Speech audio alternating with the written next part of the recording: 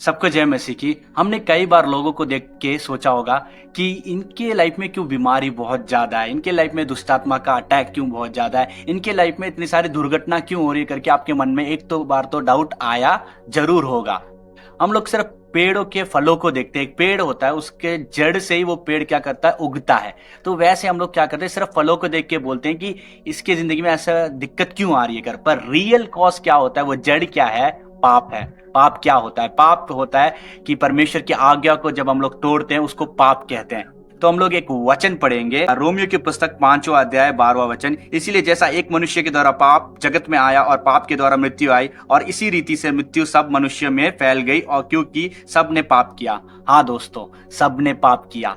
पाप क्या होता है? परमेश्वर की आज्ञा को तोड़ना होता है। पापी जो होता है, जो वो पेड़ में बढ़ता है। पाप का दंड क्या है? मृत्यु है। पाप का दंड क्या है?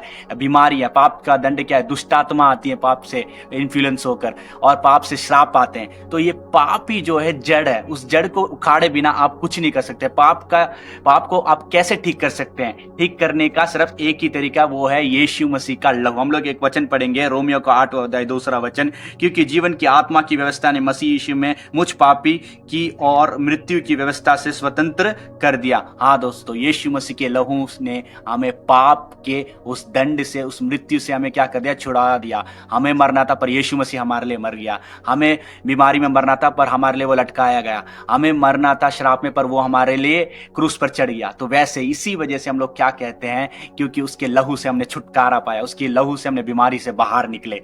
तो उस पाप को हमें रूट को डील करना है, ना कि उस पेड़ को देख के हमें बोलना है कि ये क्यों आया करके। तो रूट पे अटैक करिए, क्योंकि पाप का दंड मृत्यु है और बीमारी है और दुष्टात्मा है। तो उसको डील करिए। सबको जय मसीह।